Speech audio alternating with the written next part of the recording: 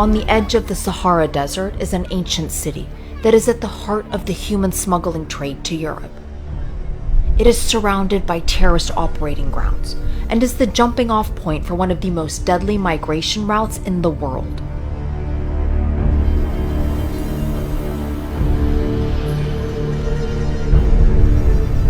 It really only takes a few moments in the back of one of these trucks to begin to gain an appreciation of just how tough it is out here. Imagine what it would take to make this journey. Crammed into the back of a truck. The searing heat, the desert wind. And if your truck breaks down, you are abandoned, stranded in one of Earth's most hostile environments. He left us in the desert the first day. 2 guys gave up, they died that day because of the hot sun. For hundreds of thousands, the desperate journey for a better life starts here in Agadez, a mythical World Heritage city of winding streets with an iconic mosque that has always been at the crossroads of trade.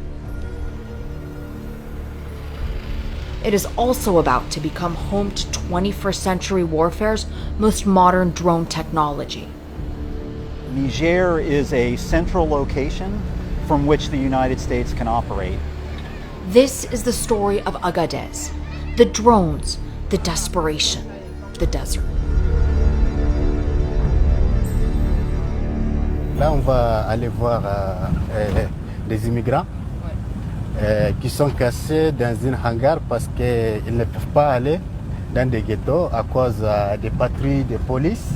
Adam, a local journalist and native of Agadez, tells us that just about everyone here has made their living off trade, and most recently, the migrant trade. And business was good. It was very good. Every Monday, massive convoys of trucks would barrel across the desert for days heading towards Libya. It used to happen out in the open. But that's all changed. The government caved to pressure from Europe and an EU pledge of hundreds of millions of dollars in aid. The crackdown started, driving the smuggling industry underground. We reach one of the hiding spots. Guys, right inside. Let me collect the other guys, right? Parle français, anglais, arabe? Français. All the people that come in here with my own contact, they just want to travel right to Italy. Abalde houses migrants until their money for onward travel comes through to his bank account, where he takes a fee. They are waiting for travel to Libya, and then they hope Italy. One young man, he's 20 years old from Nigeria, tried. But the truck he was on broke down, and the driver never came back. I was luckily, after 2 weeks, seeing a car coming, then I tried to wave them. I didn't achieve my aim. I didn't achieve my dream. Now he's too ashamed to return to his family in Nigeria, and too broke, he says, to turn back to Libya. The crackdown has meant smugglers are keeping off the main tracks and away from water points. No one knows exactly how many migrants have perished in the desert, but rescue missions are now becoming routine. The third day, that was when everybody was giving up one after the other, one after the other. Yes, people were dying. Around you? Yeah, one after the other with just one jerrycan of water. So the only thing, we were just economizing ourselves. We used the cover of the water, we put little water, just test it on your tongue so that it will not get dried up. Best somehow survived for 24 days in the desert. Most of those who were with her, they did not. Out of a group of 27, only the 3 women are still alive. We met her at a transit center in Agadez, run by the IOM, the International Organization for Migration, as she's waiting to return to Nigeria. What do you see in your dreams? Exactly what happened. I see dead people. Exactly what happened in the desert, and it terrifies me a lot. Yeah. But I just hope and pray that with time it will run out from my memory. Best thought that she was going to Germany to be a hairdresser. But then she got to Agadez and called the contact who had promised her the job. And that was when she discovered the depth of the deceit. I was crying on phone. She never told me that I was going there to prostitute. So when you said, no, I do not want to go, I am not going to be a prostitute, she threatened you. Yeah, she threatened me.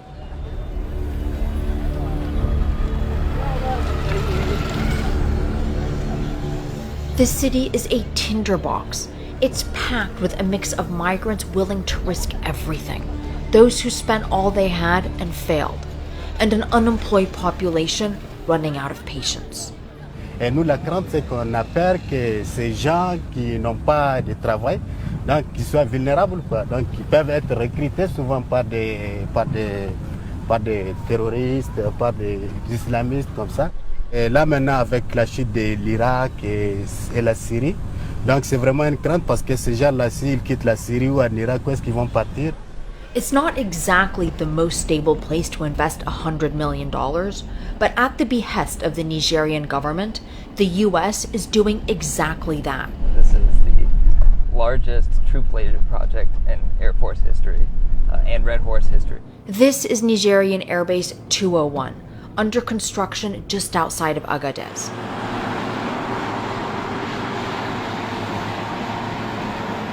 The conditions out here are quite austere, to say the least. There is the dust, the heat, and not to mention just the sheer remoteness of this location.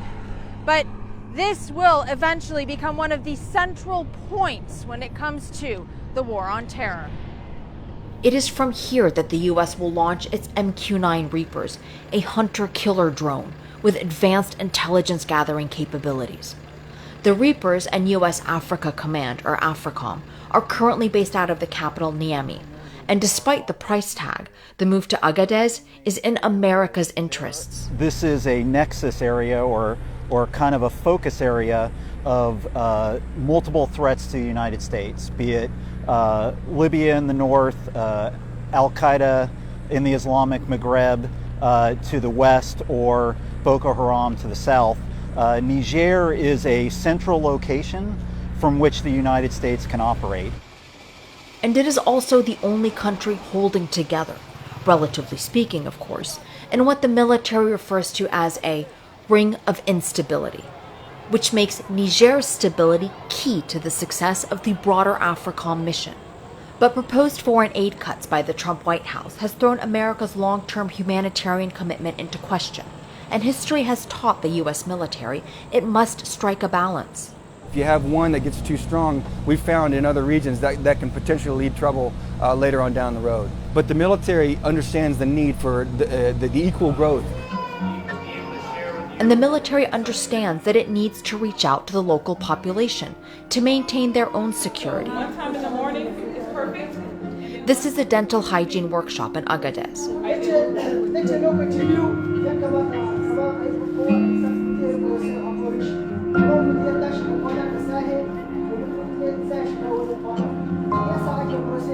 On site, we meet a group of women leaders, and their top concern is the growing youth unemployment. People need to make a living, to be independent, to have a life of dignity, and to stop the lure of terrorist groups. Tout autour de nous, ce qui se passe au Mali, ce qui se passe en Libye, ce qui se passe ici à côté au Nigeria, tout ça là. C'est pourquoi on ne veut même pas donner le temps aux jeunes qu'ils soient recrutés par autre chose. Autant qu'ils soient occupés chez eux.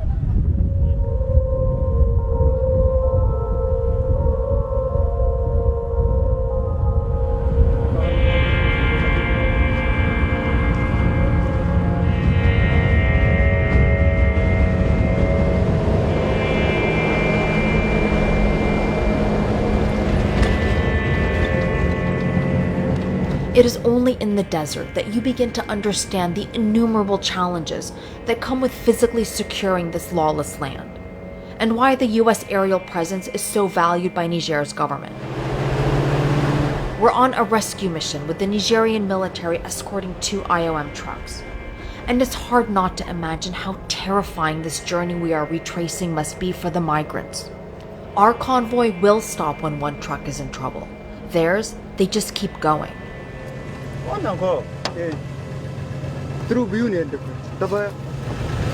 guess this is how you fill up a car in the middle of the desert. And we still have a ways to go, another 60 kilometers.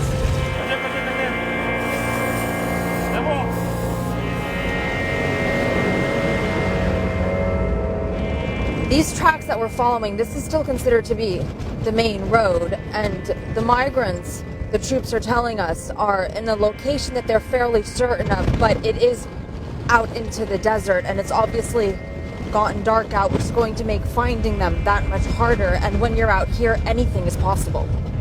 Finally, some 10 hours after we leave Agadez, light signal.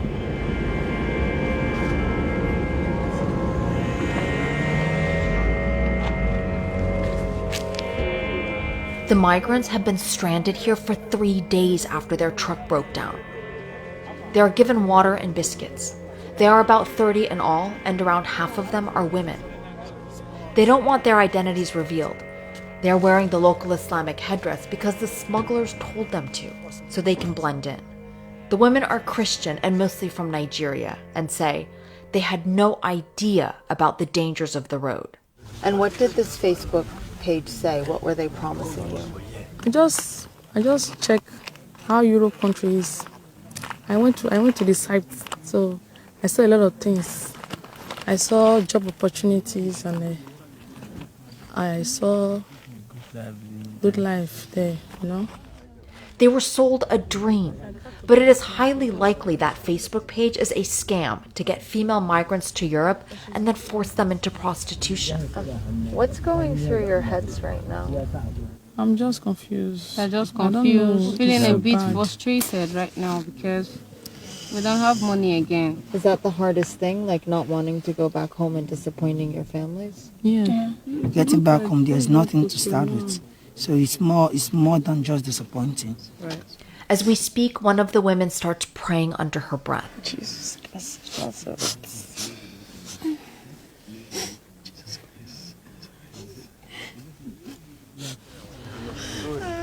We hear the agonizing wails of another woman and go to speak to her.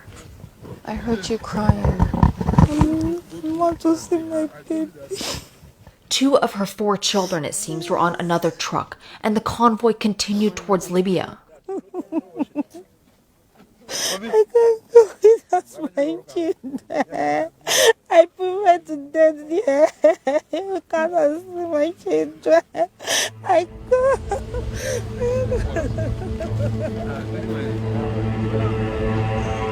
It is only at daybreak that we truly understand the remoteness of where we are.